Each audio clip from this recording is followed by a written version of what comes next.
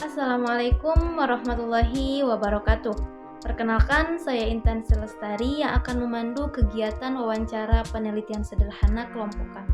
Yang mana kelompok kami beranggotakan saya pribadi yaitu Intan Selestari, kemudian ada Iyam Siti Mariam, Santi, Gesti Reka, Sri Astuti, dan Restu Dipaturus. Kegiatan penelitian sederhana ini merupakan tugas daripada mata kuliah Koperasi dan Lembaga Keuangan Syariah yang diampu oleh Bapak Adi Sastra. Saya Iyam Siti Mariam, kemudian ini rekan saya Gesti Reka, kemudian Santi, Restu, dan yang megang kamera Sri, kemudian yang berhalangan hadir namanya Intan. Nah, di sini saya ingin mempertanyakan dan mungkin ingin mengetahui ya mengenai di sini Koperasi BMT Syariah di sini. Yang pertama mengenai visi dan misi, mungkin nanti bisa di ini aja biar simpel aja ya, itu dilewat dulu aja ya, jadi langsung nanti boleh dipoto biar nanti bisa kalau misalnya ditulis atau diketik bukannya foto aja lah nanti disalin ya. Siap Ibu. Kemudian pengen tahu sejarah singkatnya mungkin sejarah singkatnya Mbak, kita berdiri tanggal 26 Juni 2026. Nah, berarti udah berapa lamanya? 2006 ya 2006 2006. Nah, berarti sekitar 18 tahunan ya, 17 tahun segitu ya berdirinya. Kalau untuk kita itu pernah pernah ada perubahan 3 kali. Dulu itu koperasinya Koperasi Jasa Keuangan Syariah KJKS. Terus perubahan kedua jadi KSPPS, Koperasi Simpan Pinjam dan Pembiayaan Syariah. Dan sekarang yang terakhir di tahun 2024 kita sudah tidak lagi jadi koperasi simpan pinjam, jadi kita ke koperasi konsumen, jadi tidak ada anggota di luar dari anak-anaknya kita. Maksudnya kita kan punya posisinya ada ini kita ibunya, itu kita punya percetakan, terus kita punya perubahan, terus ada pertanian seperti itu. Jadi tidak ada khusus anggota dari luar untuk proses tahun sekarang sesuai dengan badan hukum yang baru seperti itu. Jadi kalau dulu pasca KSPPS jadi ada yang boleh simpan, ada yang boleh pinjam. Jadi kalau simpanannya ada simpanan ya masyarakat, ada simpanan deposito seperti itu ya. Kalau sekarang di tahun ini kita tidak ada anggota, jadi tidak ada orang yang datang mendaftar anggota, nggak bisa. Jadi hanya membiayai unit-unit kerjanya saja, unit-unit usaha dari hidupnya itu sendiri seperti itu. Kemudian mengenai struktur organisasi mungkin seperti visi-misi aja atau bagaimana? Kalau struktur organisasi karena kita masih koperasi, jadi paling pentingnya itu tetap di RAT, di rapat. Terus untuk pengawas, ada pengurus, ada pengelolanya ya terbagi dari unit-unit usahanya itu sendiri gitu. Tadi ada penjualannya posisinya hanya, terus ada pendidikannya di LPK-nya, terus ada unit pertanian, perikanan seperti itu. Terima kasih Bu, dilanjut sama teman. Boleh. Lanjut ya Ibu. Sebelumnya mohon maaf Ibu, ini bersama Ibu siapa? Siti Syahra. Siti Syahra. Jadi pertanyaan selanjutnya, apakah koperasi ini tuh punya kayak instrumen hukum atau undang-undang yang menjadi dasar hukum berdirinya koperasi ini gitu? Ada ya, tadi ada dijelaskan ya. Ya. Tadi kan badan hukumnya itu koperasi. Yang pertama kita sempat jadi badan hukumnya koperasi itu di KJKS. Terus yang kedua perubahan kedua di KSPPS. Sekarang di Koperasi Konsumen. Lalu Jadi masih dasar hukumnya koperasi. masih koperasi, masih dasarnya masih koperasi ya. Yang digunakannya Undang-Undang Nomor 21 bukan? Kita kan masih berlaku di itu masih Undang-Undang 25 tahun 1992 ya. Nah, terus ada Kemenkop yang terakhir. Kalau yang Undang-Undang yang 17 tahun 2012 kan sudah tidak berlaku, balik lagi ke undang-undang yang awal. Jadi Kan tadi Ibu sudah menjelaskan ya kayak kegiatan operasional atau kayak produk-produknya apa aja yang digunakan. Nah kira-kira ada kayak akad syariah yang spesifik gak yang digunakan gitu sama Ibu? Ada. Di koperasi. Kalau kan kita posisinya itu sekarang di yang paling unit yang paling yang paling utama itu kita itu di pemasaran. Nah, pemasaran itu produknya adalah perumahan ini. Salah satunya perumahan ini. Ya. Ada perumahan Taman Village, terus ada perumahan Bukit Kananga Asri. Salah satunya perumahan di Taman Village itu kalau misalnya yang akadnya melalui kita koperasi, kita menggunakan akadnya ijarah dan hadiah bitamuri. Ya. Kendala pasti ada ya. Tapi tinggal kita meminimalisir aja kendalanya, jangan sampai antara kendala itu lebih besar dari solusinya ya harus ada ya. Seperti itu. Jadi kalau misalnya ternyata kendalanya lebih besar ya kita jangan lakukan. Misalnya contoh kenapa jangan lakukan, misalnya kan kalau misalnya untuk pembiayaan kita pasti menggunakan analisa dulu kan. Nah, salah satunya yang paling sederhana itu analisa 5C. Kalau misalnya dia karakternya udah jelek terus kemampuannya nggak adanya, kenapa harus di ACC kan gitunya ya. Kalau misalnya sudah tidak masuk ke 5C itu ya tidak jadi anggotanya kita atau kita tidak ACC kan gitu ya. Berarti ada jaminan dulu kan Bu? Kalau rumah berarti jaminannya apa? Dan sertifikat. Ya kalau rumah berarti jaminannya rumah itu sendiri. Nah, jadi kalau rumah itu tingkatan yang paling tinggi kepemilikan rumah dokumennya apa? Sertifikat SHM. Kalau kita kan di perumahan itu kan SHGB ya, tapi itu bisa ditingkatkan menjadi SHM. Tinggal ya bayar lagi biaya notarisnya. Selanjutnya mengenai syarat untuk mendaftar menjadi anggota di BMT ini sendiri itu apa saja? Kalau untuk sekarang sudah tidak berlaku ya, tadi sudah dijelasin ya. Tapi bolehlah kalau yang dulu aja ya. Kalau sekarang mah sudah tidak ada anggota dari luar, hanya unit kerjanya saja. Tapi sebelum perubahan ini keanggotanya pas KSPPS itu bisa aja kalau misalnya masih ada yang KSPPS polanya seperti itu. Jadi kalau keanggotaannya ya harus daftar dulu simpanan pokok. Simpanan pokoknya kalau dulu kita di 1 juta itu baru jadi anggota kita, berhak mendapatkan pelayanan pembiayaan. Boleh kalau simpanan saja itu tidak jadi anggota juga boleh. Jadi disebutnya hanya anggota yang dilayani. Jadi misalnya saya mau menabung aja atau mau menyimpan deposito misalnya kayak gitu, itu tidak dibebankan sebagai anggota juga nggak bisa. Jadi misalnya nggak usah bayar simpanan pokok yang 1 juta itu nggak apa-apa kalau simpanan saja. Jadi disebutnya anggota yang dilayani. Kalau misalnya untuk jadi anggota yang misalnya pengen pinjam misalnya ya, itu harus jadi anggota dulu, harus bayar simpanan pokok sebesar 1 juta dan simpanan wajib tiap bulan itu tergantung dia. Misalnya contoh saya yang 100.000, jadi makin besar simpanan pokok dan wajibnya nanti berhak SAU-nya juga besar. Kalau untuk sekarang dengan badan hukum yang baru kita tidak ada simpanan anggota yang dari umum, hanya dibiayainya hanya unit-unit usahanya saja. Mengenai sumber dana untuk koperasi ini tuh dari mana saja? Salah satunya dari anggota, yang anggota tetap yang tadi yang bayar simpanan pokok dan wajib. Terus kita juga tergantung di pas RAT itu anggota sepakat untuk mengizinkan koperasi untuk menampung investor lain misalnya, diizinkan nih sama rapat anggota tuh mengizinkan koperasi untuk boleh menerima investor lain, misalnya contoh dari bank atau misalnya dari anggota yang ingin nyimpan simpanan pokok khususnya di sini. Itu salah satunya. Jadi dari anggota dan dari investor lain.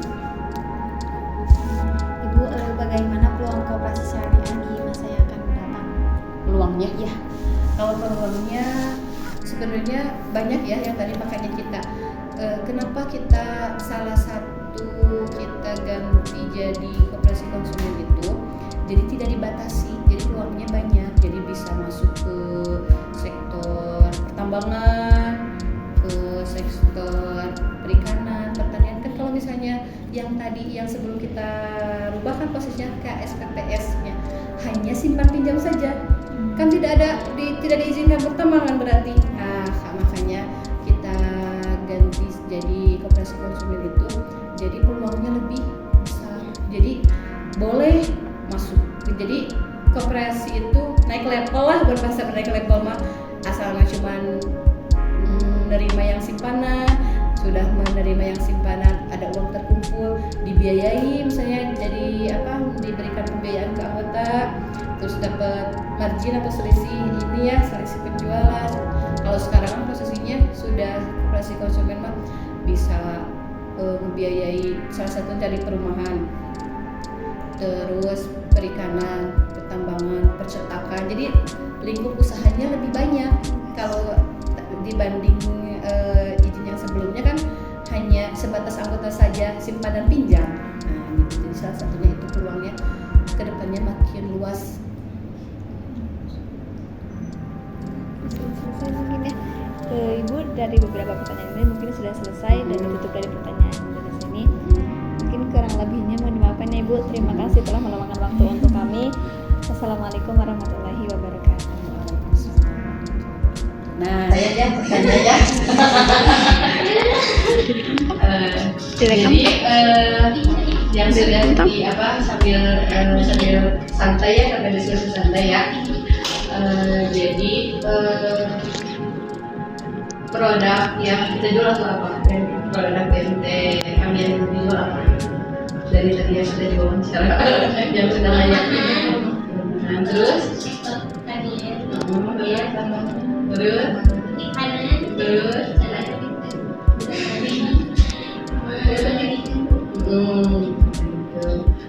terus tadi teh nanti sebagai timbal baliknya ya, ada timbal balik ya. Kan udah ngasih waktu sama ini ya, sama menjawab pertanyaan. Nah, jadi nanti saya minta nomor teteh-teteh ini mau nggak selain kuliah, jadi kuliahnya yang mau atau kelas karyawan, ada yang udah kerja? Ada. Jadi pengen nggak kuliah sambil dapat penghasilan? Pengen ya. Jadi kita timbal baliknya kerja sama ya sama kita ya. Nah, kita kan punya produk yang tadi pendidikan LPK-nya, terus perumahannya yang ini yang kamar, tapi kalau yang di Cipanas itu ya tinggal aja semuanya dicairkan di sini ya. Ada yang jauh nggak? Masakan deh, tinggal terima kunci, udah langsung bawa baju. Kan kalau misalnya belum jadi mah harus punya dana lagi buat renov, harus nunggu selesai dulu, belum bisa isi dah nunggu renov itu pasti kalau tahun lebulnya. Nah gitu ya, mah kan tinggal isi oleh tidak akan. Kalau LPK yang pendidikannya kita tuh khusus ke Jepang, jadi pelatihannya itu selama 6 bulan. Pelatihan budaya sama bahasa Jepang. Kalau udah 6 bulan nanti ikut tes itunya, sekolah jobnya nanti harus tes dapat sertifikat JFT, SSB salah satu berangkat ke sana.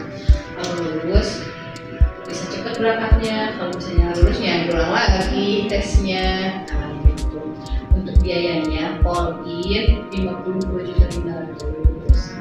Untuk pendidikannya dan pelatihannya di awal 7.500.000, berarti 52 juta, maka all-in. Jadi di pembayaran di awal untuk pelatihan dan pendidikan dan kembali lagi berupa seragam 7.500.000, berarti kan sisanya 45 juta ya. Nah, untuk biaya keberangkatan dari mulai paspor, visa, seperti itu ya. Ya ongkos namanya kali itu naik kapal. Nah itu kan 25 juta iya. Nah itu bisa kita talangin. Ditawarin, jadi berangkat ke sana. Nanti pas gajian ya lumayan.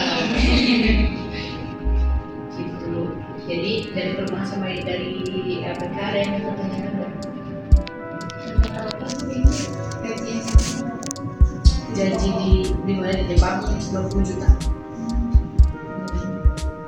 Tapi biaya hidup sendiri. Jadi bersihnya segitu jadi biaya hidup sendiri.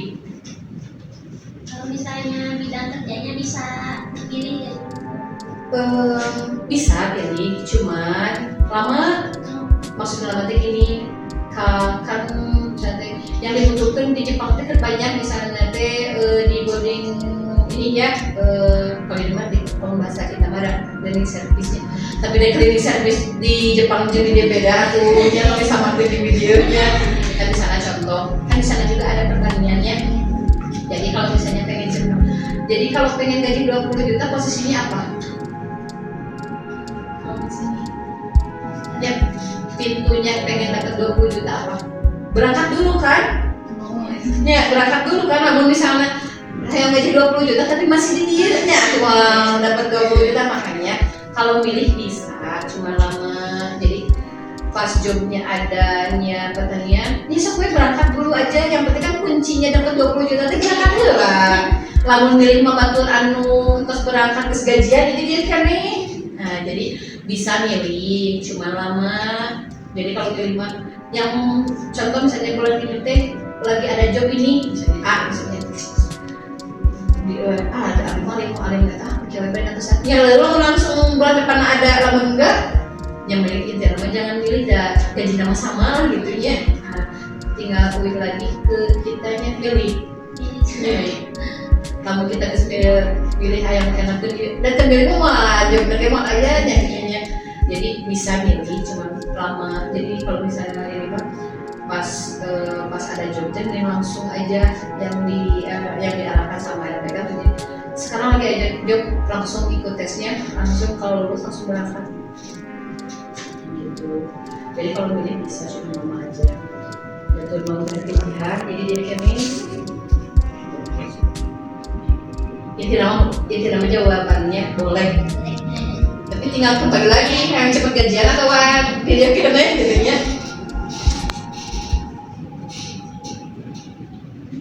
Terus ada lagi?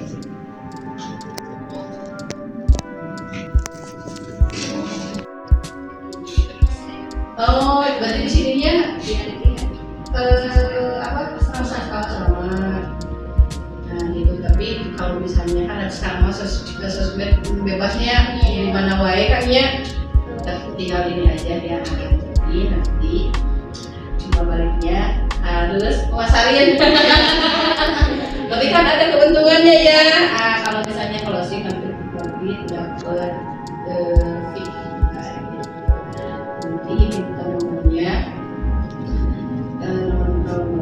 terus saya masukin agensi ya, ikut jualan ya. Nah, kalau jualan juga kan itu kan kalau misalnya closing kan dapat, boleh nih. Oh ini kalau kurang nanti di bawah masih banyak ya. Nah dibaca dulu aja. Kalau ini Mbak, pendidikannya yang tadi dijelasinnya sedikit ya biar nanti kalau ada yang nanya tahu. Jadi perumahannya ini di Maleber. Tahu daerah yang Maleber ini kan ya tahu. Kalau letaknya Mbak di Tanah Lapak ke bawah. Rumahnya hanya seperti itu tadi yang contohnya misalnya rumahnya seperti itu tuh rumahnya komersil, cuman bisa lewat subsidi juga. Kalau misalnya unitnya 10 juta jadi boleh unitnya sudah ready, jadi ready stock, jadi nggak nyindir. Kalau nyindir mah kan mau beli tapi nunggu dibangun dulu.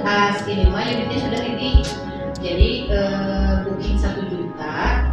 Boleh pilih unit maksudnya yang kosong tuh blok I misalnya sama blok H misalnya. Kita pilih mau blok I-nya nomor berapa gitu ya. Kan sok ayah yang masih